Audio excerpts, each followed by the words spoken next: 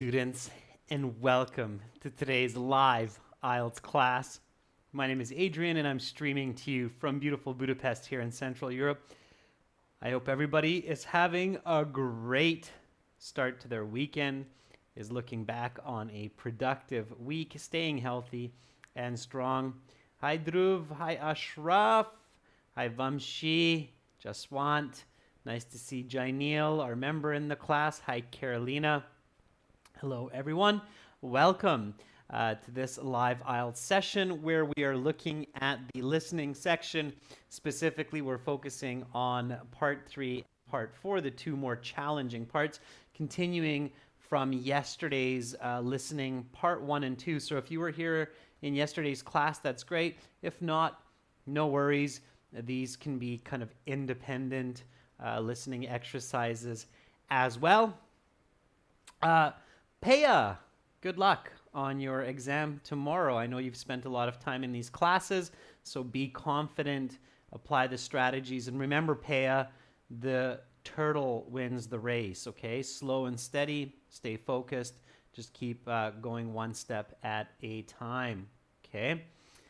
All right, everyone. So again, this is a listening section. These materials are presented to you by aehelp.com. That's academichelp.com. For lots of help with the academic IELTS, check us out there. Join our premium packages. And for the general IELTS, visit us at gieltshelp.com. That's generalieltshelp.com. Make sure you're visiting our original websites. We've been around for a while. We're quite popular. Sometimes people copy us, for sure. So if you have questions, then send me an email to adrian@aehelp.com. You can, of course, download and link the app's Academic IELTS Help app, links to aehelp.com. General IELTS Help app, links to gieltshelp.com.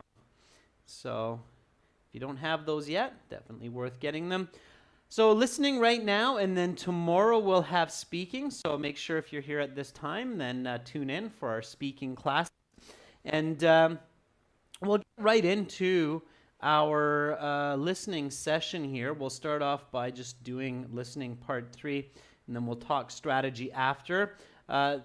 This website here with the green background, this is our General IELTS website with original exams, video lessons, interactive courses. You can click that big red button to join there. And then this is our academic one here that we're going to use right now with the blue background. Again, you can click that big red button to join the premium package. When you do that, you'll have access to your My Student account, which will include all of our services. It starts with a tour. And then you have computer-based practice exams, lesson videos, and you'll have your audio CDs. Okay. So, students, I'm going to play the audio here in just a moment. And to play the audio in this live class, I'm using my headset microphone. It's a Samsung. It's good quality. And I'm using a Bose speaker, which is also good quality. But of course, this is low latency live streaming. That means there's only a few seconds between what I'm doing and you're actually seeing me. So if it's quiet for you, then turn up the volume, use a headset, okay? So it won't be this bright, I promise you. Oh, and very importantly, students, keep your answers in a separate document or on a separate piece of paper so that everybody has a chance to answer on their own, okay? And then we'll share afterwards. Thanks, Z, for downloading the app. That's cool. All right, so here we go. This is our 6th exam, and this is listening part 3. To it right away. See if I have it. Yep, open to the right section here. Okay. So here we go, students.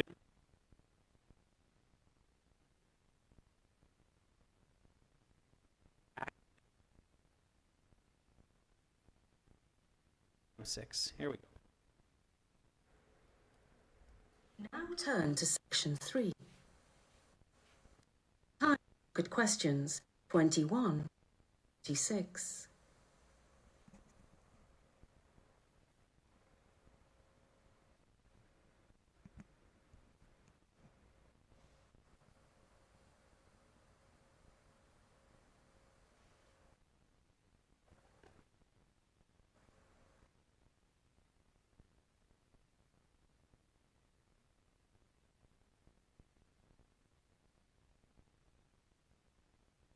Discussing the virtues of various art forms. Now listen carefully and answer questions 21 to 26. All right, welcome back, everyone. Our next guest is the curator of a major gallery in the city who is just pleased to have Mr. Edgar Patterson here today. Welcome to the show, sir. Thank you for having me on. It's a pleasure to be here, and please call me Edgar. Edgar, of course. Now, in your first book, published 4 years ago, you focused on performance artwork such as plays, musical concerts, films, and other such works. Your second book is a little closer to home for you. It concerns purely creative fine art. Well, yes. Just 1 second. I'll fix that cracking. I should be able to fix it for you. quick rundown of Just a moment. Let me just check that for you, and then we'll fix it. Okay, here we go. Just a moment.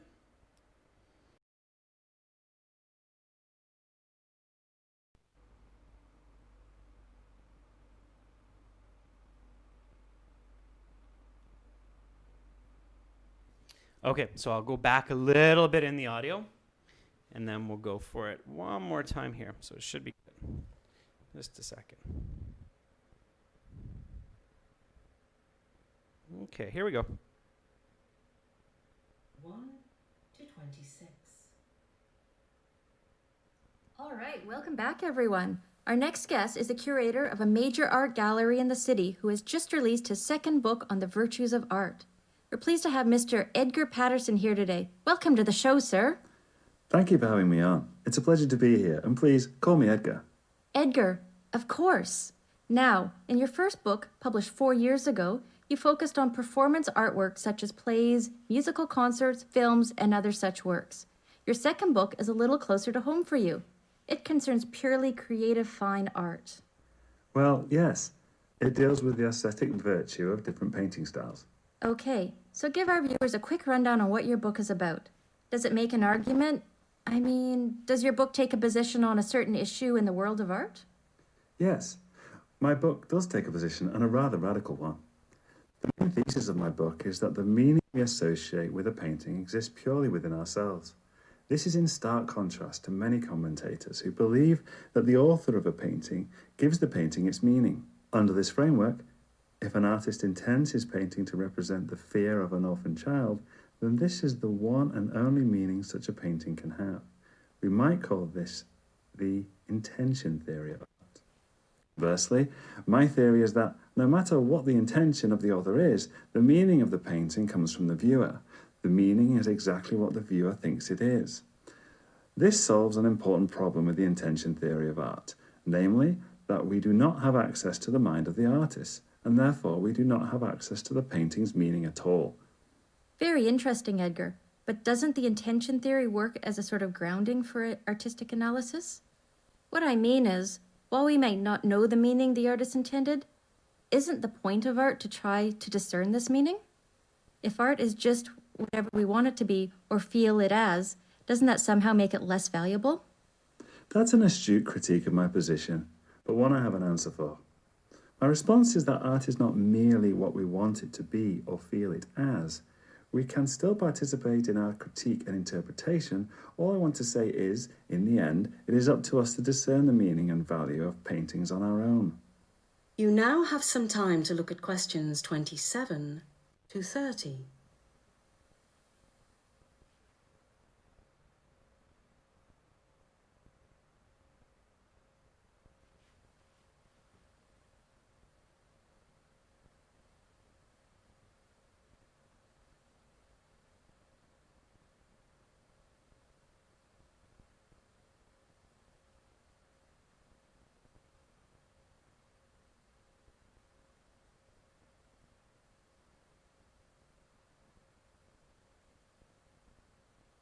Now listen to the rest of the discussion and answer questions 27 to 30.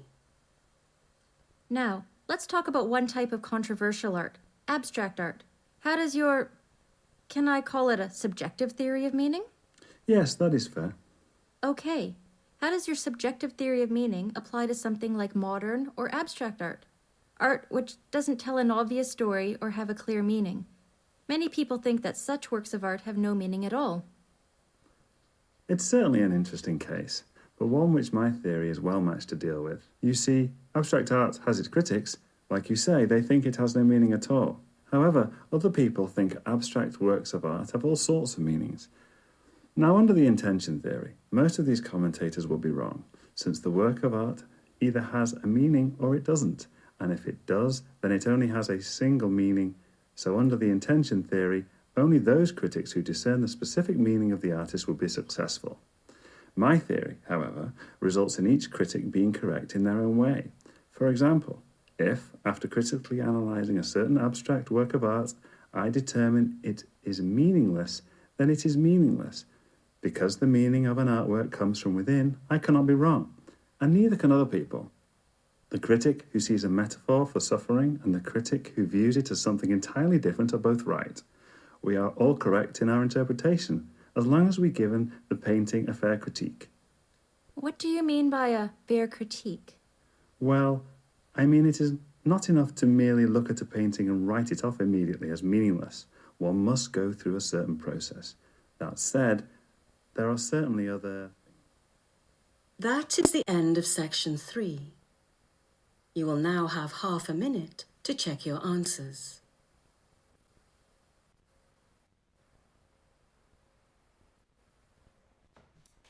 All right, so make sure you use that half minute to check your answers. Okay, so this was probably fairly challenging, but this is how difficult some IELTS listening sections are. So let's go through this together. This is a part 3. Again, keep that in mind. So you've had 2 easier sections. Okay. Just let me stop the audio here. All right. Okay. So we'll talk about this. You'll notice that in this part 3, a lot of the answers come from understanding the speakers, okay? It's very difficult to just guess the answers in this case or listen for just some keywords, okay? Part 3 and part 4 are challenging that way. You can't be just listening for keywords. You have to understand the conversations or understand the lecture, okay? Now, don't panic, okay? So it's important to just stay calm, think logically, and think critically, okay? So before we get into answering these questions, just openly answer a couple questions for me. So here, there's a Canadian woman who is interviewing a British man. Who is this British man? Okay, so before we get into the details, I want you to realize that you need to think about the listening more than just I have to catch some words or catch some pieces of information. For some of the part 3, part 4 listenings in the IELTS, you have to understand the conversation. That's more than just catching pieces, okay? So who is the man? Who is the British man? Okay, he's a writer, okay? Yes, in some sense, he's a writer. But who is he more specifically? Okay, he's Edgar. Yeah, that's right, Karan. So his name's Edgar. He has written a book. He's not so much... okay, he's a critical thinker. Specifically, Puiti, what kind of a critical thinker is this man? Yeah, Carolina, he seems to be some kind of a professor, so some kind of a teacher. And what's his profession? What is he an expert in? Okay, so let's see how much you actually understood from this conversation, right? So he's Edgar, a professor. He's written a book or 2. And what is his area of expertise? What is he a professional in? Okay, Wing Wing says something about art. Yeah, Mr. Tidehunter says art. Okay, so he's an art expert, okay, or he's an art critic, right? Okay, so he's an art critic, and this is what you should do. So if you find that there's a listening that's a little bit challenging, don't just simply go, okay, whatever, and then go to another one, but test yourself, see what you actually understand. So here, we understood that we are talking about some kind of an interview here between this man and this woman. And importantly, this man, Edgar, right, wrote a book about art critique, so criticizing art, because he is an expert in this. Okay, now there are some ideas presented in the listening. What are the ideas presented? Mahbuba, the audio for this is in the General IELTS and the Academic IELTS course and in the practice exams. It's the 6th exam. Okay. All right. So what kind of a theory does this man present? So these ideas you should grasp here. What is the idea? What is the theory that this man presents?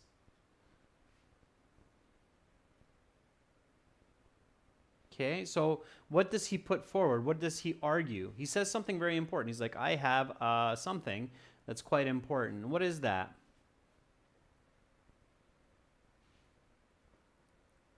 Okay, Kalathur, very good. So Kalathur says, the man says or talks about his intention theory of art. Okay, good. You're picking up on the main ideas. Kalathur, very good. He presents his intention theory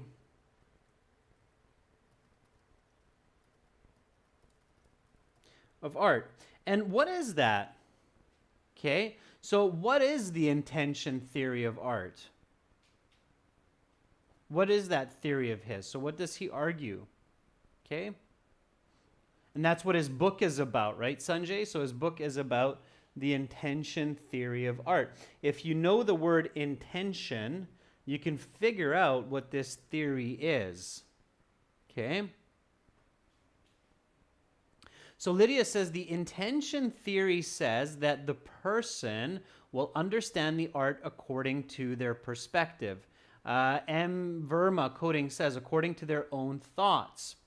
Preeti says right or wrong according to the perspective of the viewer, not the reader, the viewer, right? Because we're talking about paintings. Yeah, so he presents the intention theory of art, which means the painting is understood from the perspective of the artist. Okay. Versus what other theory?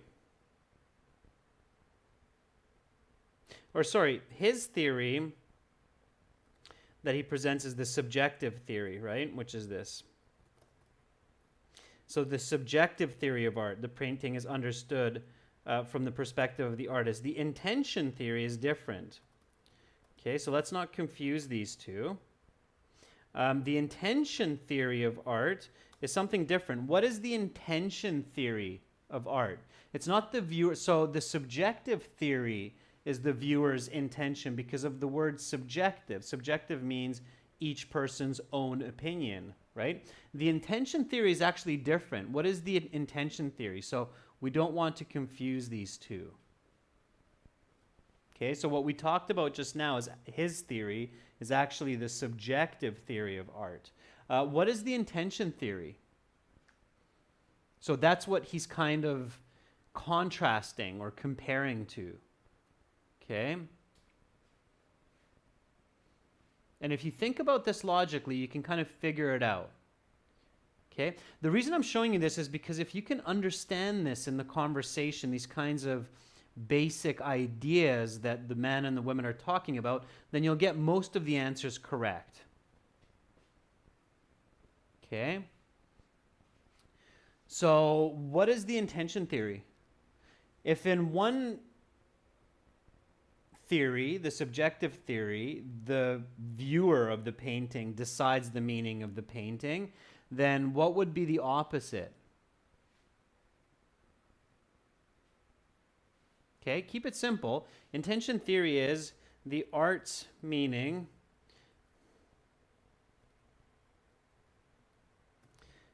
is decided by the artist.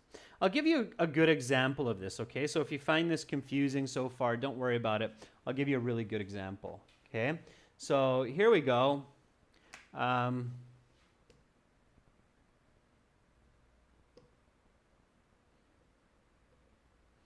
Okay, so question.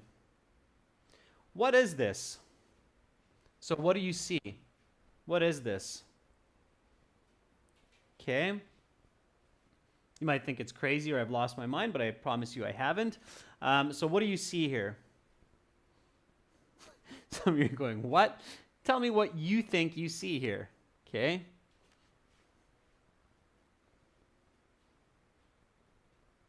Okay, so Carolina says she sees a waterfall. Okay. Okay, Vamsi says somebody is cleaning the floor. Okay. Kiran says somebody is fishing. Okay, so all of those are subjective theory. Okay, so all of that is what Edgar says, that's your subjective theory. Okay, I'm the artist, and I say that this is a man walking his dog, man with a hat.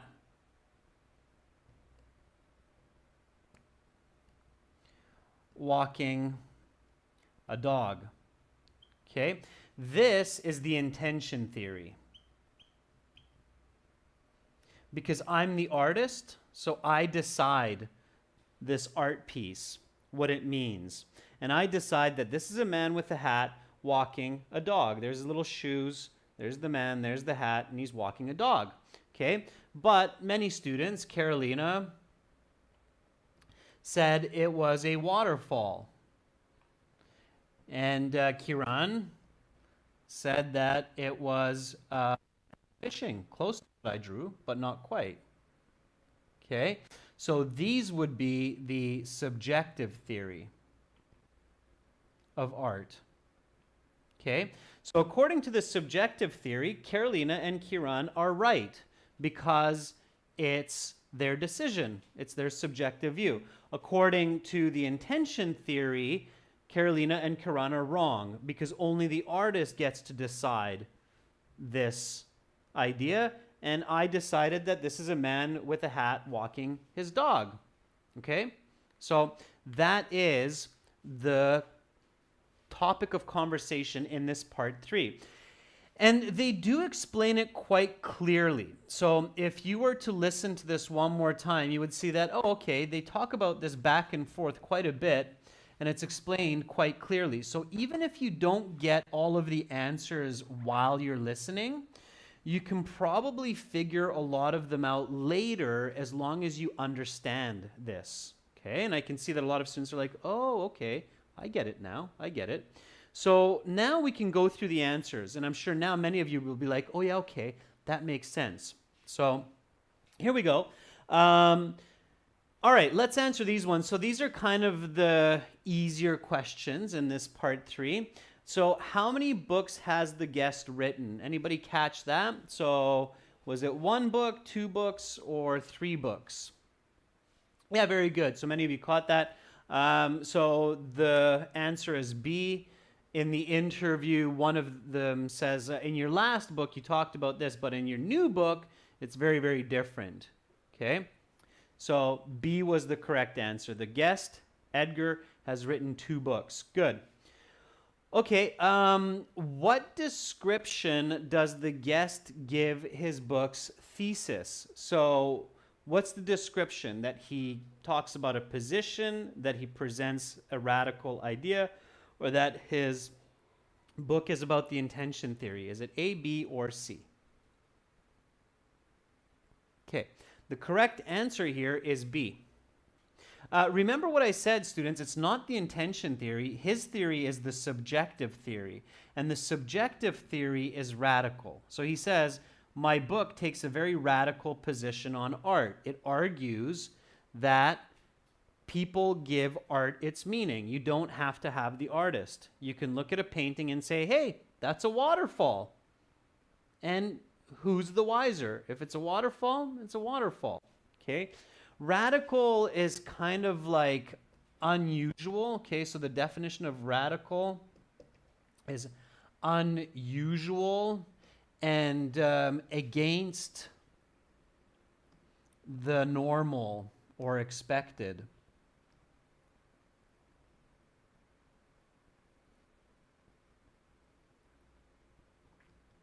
Okay, so most people expect that people say, okay, the artist decides what their art is. But he's radical. He says, no, no, no. You can let the viewer decide what the art's meaning is. Okay, so B and B were the answers here.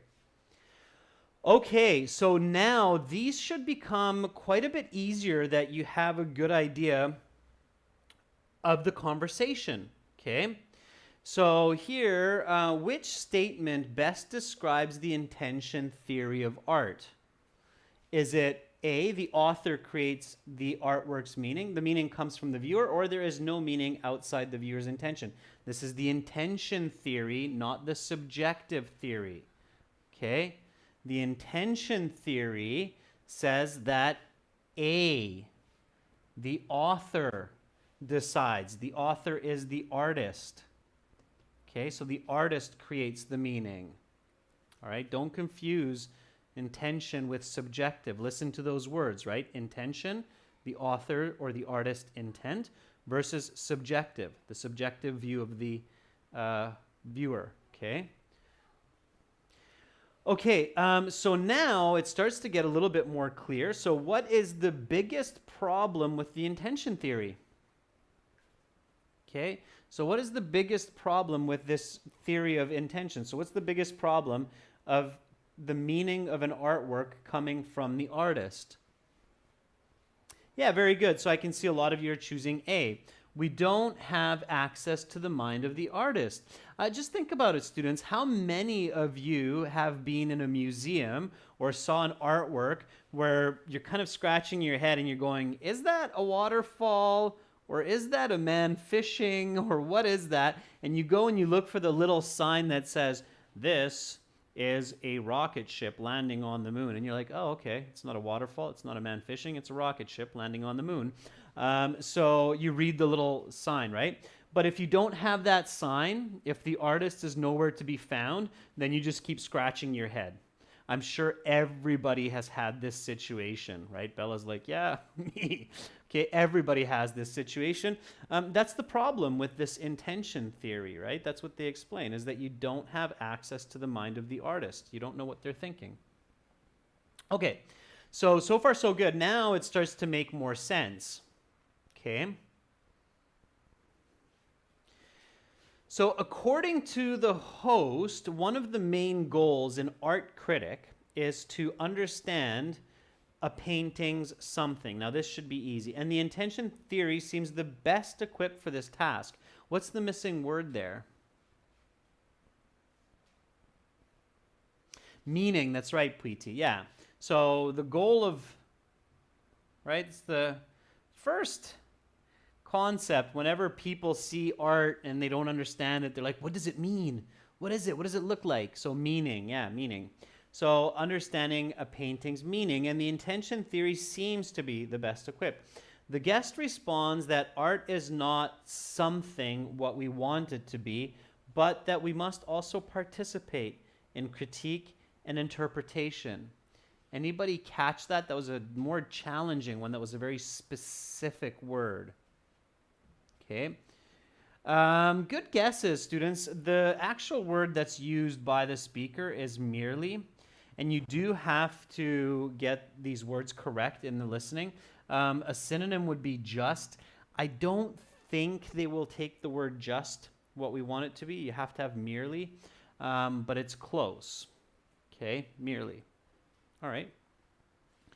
Now, again, because part 3 is a conversation, some students actually find part 3 more challenging than part 4. So don't be surprised about that, okay? Sometimes understanding a more specific conversation is more difficult than understanding a specific monologue or lecture.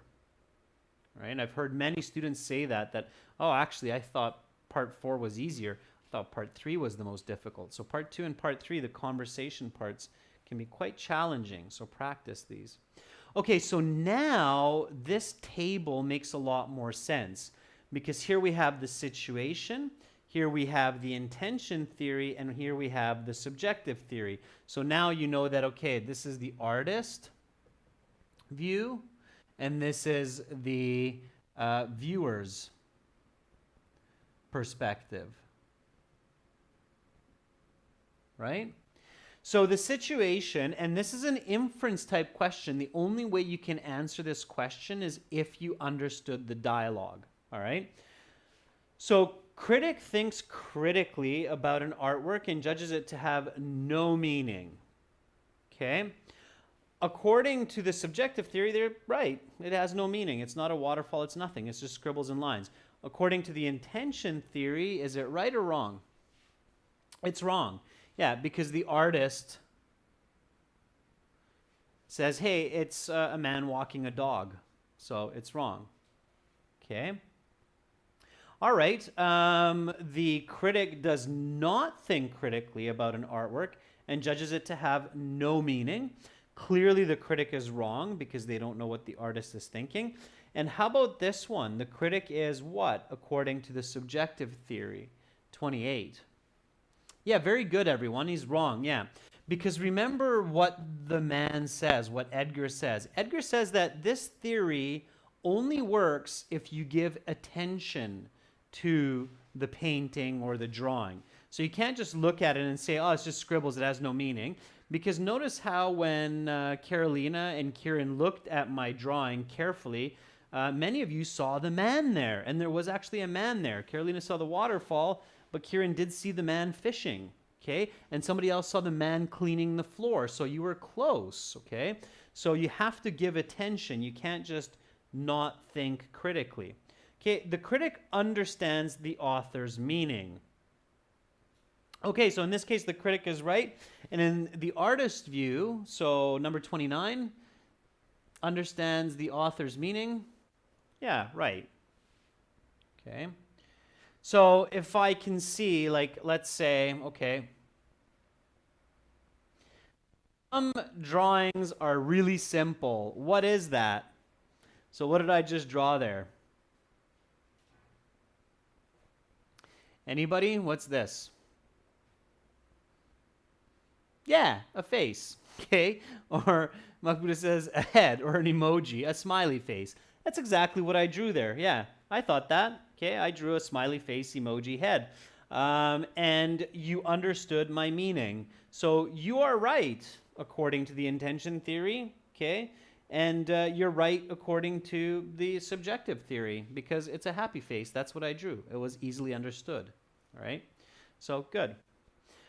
Okay, so again, students, what I want to emphasize with this exercise is that it's really important to understand the conversation in part 3, okay? Not just trying to pick out keywords. This is another inference type question. This is called an inference type question because you have to understand the question to answer it. So an art critic is viewing a painting for the first time and wants to critique it using the subjective meaning theory. Determine whether the critic has satisfied the constraints of the theory with regard to his critique of the painting.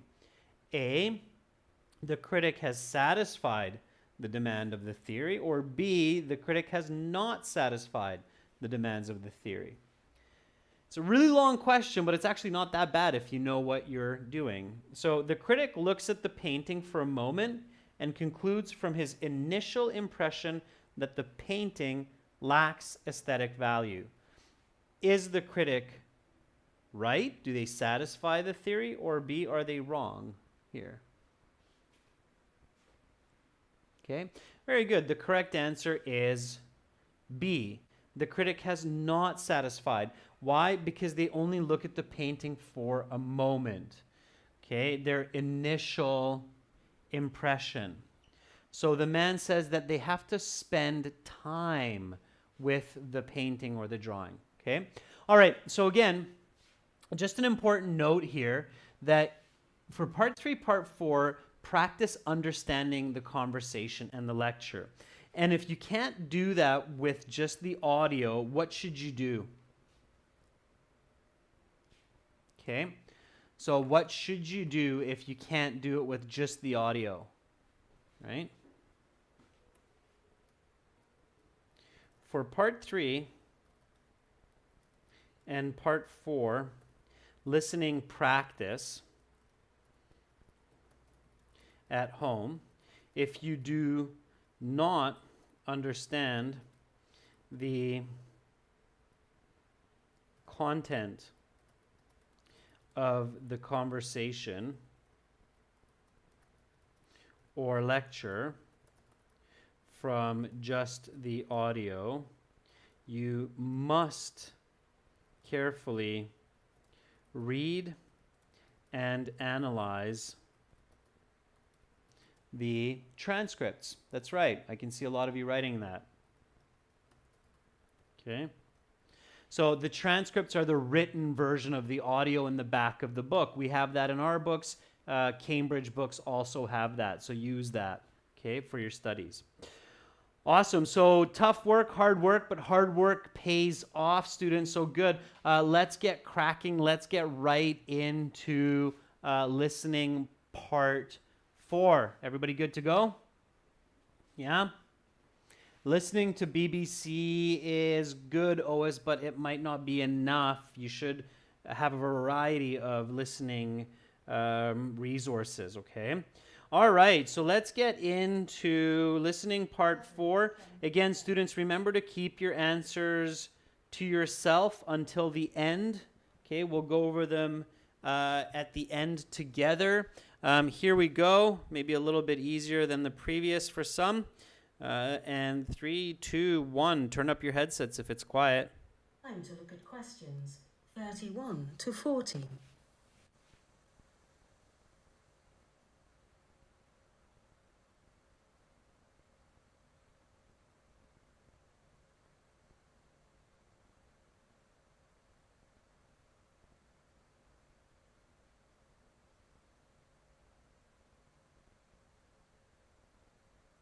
Listening Section 4. You will hear a lecture about road infrastructure and its connection to economic prosperity.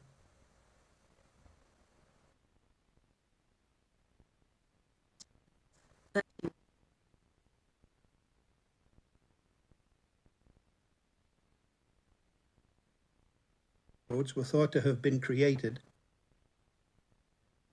and then utilized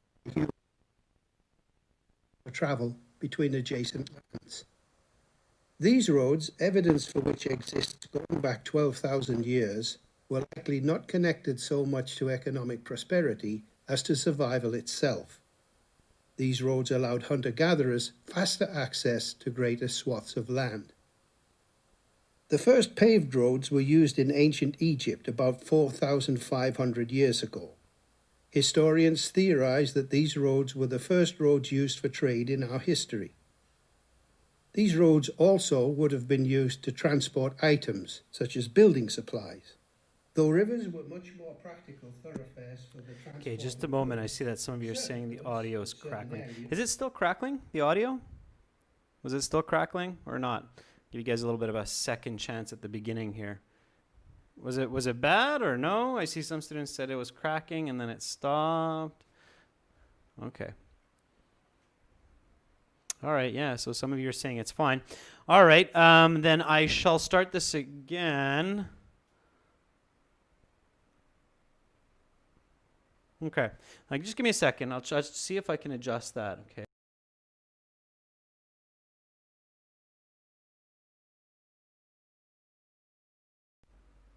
Okay, here we go. Let me do this one more time, all right? So no worries. You get a little bit of a second chance break here. Here we go.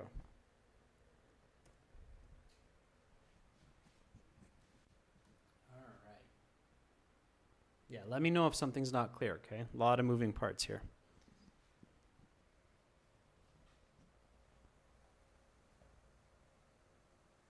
Listening Section 4. You will hear a lecture about road infrastructure and its connection to economic prosperity. Now listen and answer questions 31 to 40. Roads have been connected to economic prosperity for millennia. The first roads were thought to have been created by repeated animal grazing and then utilized by humans as ready-made routes for travel between adjacent lands. These roads, evidence for which exists going back 12,000 years, were likely not connected so much to economic prosperity as to survival itself. These roads allowed hunter-gatherers faster access to greater swaths of land. The first paved roads were used in ancient Egypt about 4,500 years ago. Historians theorize that these roads were the first roads used for trade in our history. These roads also would have been used to transport items, such as building supplies. Though rivers were much more practical thoroughfares for the transport of goods, certain goods from certain areas could not be transported by boat, and this necessitated the creation of roads for economic reasons. The Silk Road, though not precisely a road, is one of the most famous trade routes in history. Composed of many types of road, the Silk Road stretched from China and Thailand in the east all the way through the Middle East and terminating in Western Europe. These different routes of the Silk Road brought myriad items from the east to the west, including, of course, silk. This brought economic prosperity to China and surrounding regions for many centuries. The Silk Road was so valuable for commerce that it persisted for over 1,500 years. The Roman Empire was the first major manufacturer of a system of roads. At its height, the Roman Empire contained 29 major roads, totaling over 75,000 kilometers. That's enough road to go around the world twice. Notably, this is almost the precise total length of the modern United States interstate highway system. These roads connected the vast lands of the empire and brought an intertwined economic prosperity to the diverse regions of the empire. Furthermore, the roads were used for military transportation, giving the Romans a massive strategic advantage over their less advanced adversaries. Through the Middle Ages, roads continued to be built and used for trade and commerce, though technological advances were virtually non-existent. Though tar-based roads were used briefly in the Arab Empire in the 8th century, this technology would not take off for another millennium. Today, our roads and highways connect our communities, countries, and economies. They are the modern trade routes by which we are all connected to each other.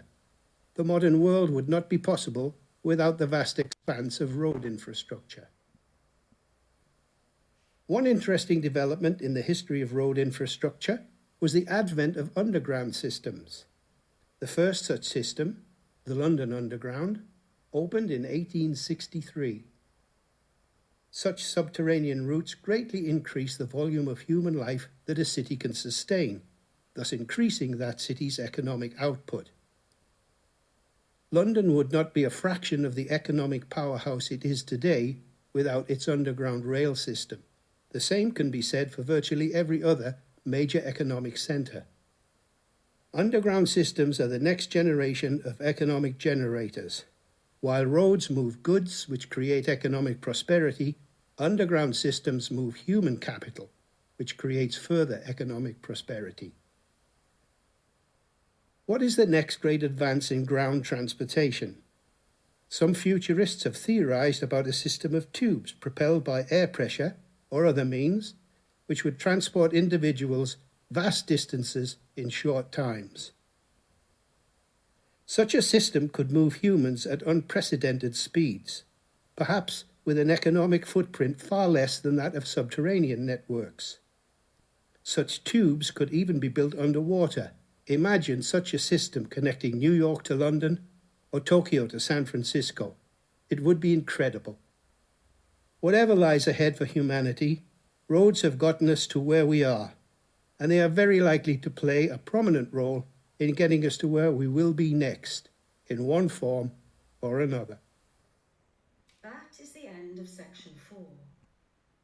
You will now have half a minute to check your answers. All right, and check those answers, and then you'll have 10 minutes in the paper-based exam to transfer your answers to the answer sheet. Okay, we'll go through these answers together, students, just so you know how you did in these sections. Okay, here we go. So what phenomena created the first roads according to this lecturer or this professor who's talking to a class about roads? So this is something that you might hear in a geography class, a sociology, anthropology class. Okay, so what phenomenon created the first roads? It was not trade. It was something simpler than that. Ois says repeat animals, something about that. Yeah, Syed says animal grazing. That's right, Syed, very nice. Yeah, animal grazing.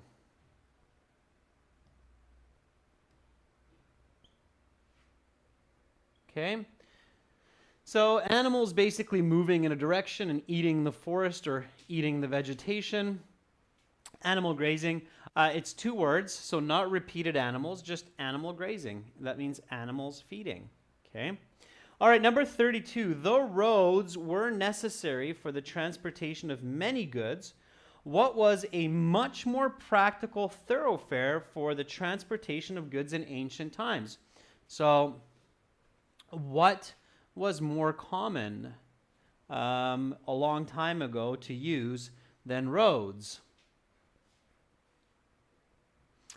Mahbuba says boats. Yeah, but what do boats need, Mahbuba? Rivers. That's right. Rivers. Boats are not thoroughfare. Okay? So thoroughfare means a passage to move. Okay? So rivers. People used rivers to move a lot of items before using roads. Okay? That makes sense. All right? We still use them today, obviously. Rivers are very, very useful. They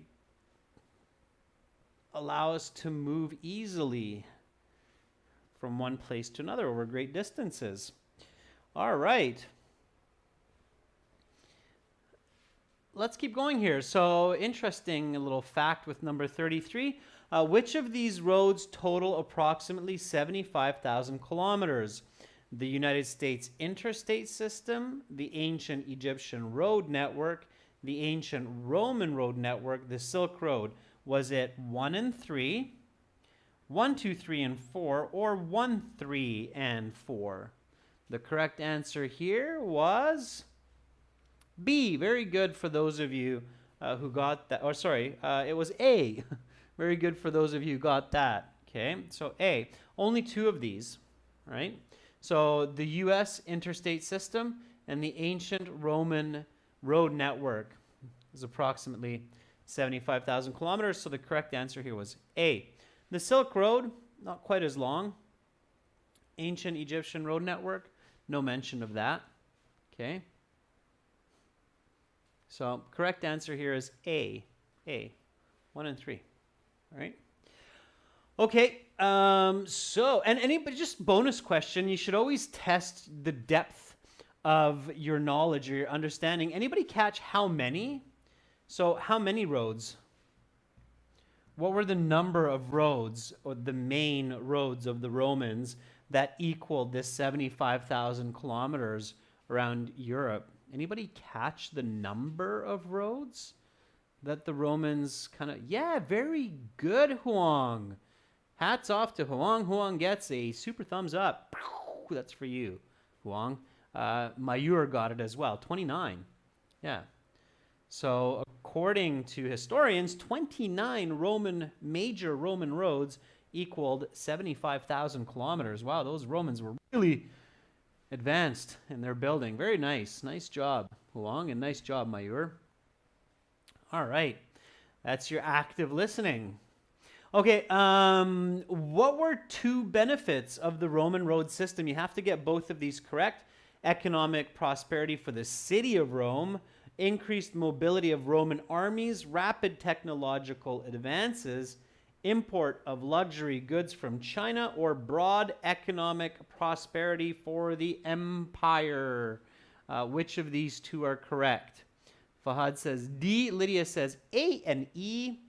Lydia is correct. It's, sorry, Lydia, you're not correct. It is B and E. Okay, so the answer is B and E. The problem with A, Lydia, it's a tricky one. It's the city of Rome. It's not the city of Rome. It's the empire of Rome. Okay? Don't forget that before Rome became a city, Rome was an empire. Okay? It took up most of Europe. Okay? So B and E. Carolina, good job. So the Roman armies moved quickly, and it brought economic prosperity for the empire of Rome. Right? Careful with these details, students, like city. Okay? Today we have a city of Rome, but 1,000 years ago, a little bit more, we had an empire of Rome, the Roman Empire. Okay, here we go. This one, last four, you had to figure out whether it applies to ancient roads, applies to subway systems, future transportation, or all of them. Okay, so increases economic activity. Is it ancient roads, subway system, future transportation, or all of them for number 36? What do you think? Well, ancient roads, economic activity, yeah. The Roman roads, sure. Subway systems, yeah. Human economy. Future roads, will the future roads be carrying our goods and so on? Yeah, I would say so. D makes the most sense. All of them create economic activity. Responsible for the growth of modern cities. This one should be fairly easy. 37, responsible. Never change these kinds of answers. Always stick with your first one, students. So number 37, responsible for the growth of modern cities. Lydia says B, subway systems. Yeah, absolutely. In the last roughly 100 years, 110 years or so. Absolutely. Okay, 38, used for military transportation. Think critically, think logically. So number 38, used for military transportation. A lot of you are saying A, and you're correct, yeah. We don't really use subway systems for military. That would be a bad idea, I think. Although I think we've done it in the past. So A, for sure, applies to ancient roads. Okay. Moves human capital. So moves human capital. Number 39. Ancient roads, subway systems, future transportation. Moves humans. What do you think for number 39?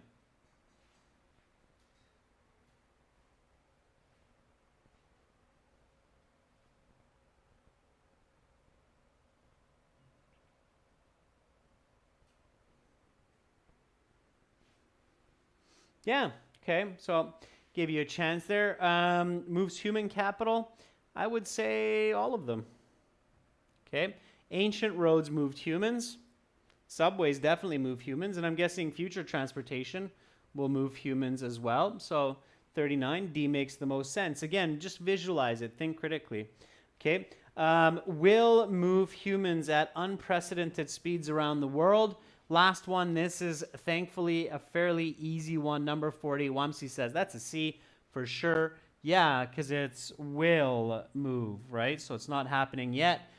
Future transportation, definitely not ancient roads. Subways, present. This is future. C, so D, B, A, D, C. Okay, good, students. So count up your scores, especially for students who were here yesterday as well. And let's do a little bit of score calculation. So there's kind of a interesting system that IELTS uses to calculate scores. So you see it on our website at aehelp.com and gieltshelp.com. You have this score calculator at the bottom. So you can use that. If you click on that score calculator, then up pops this calculator here, and it asks you for your listening section score out of 40. And if you type your listening section score in there, Mohammed Azat says 22.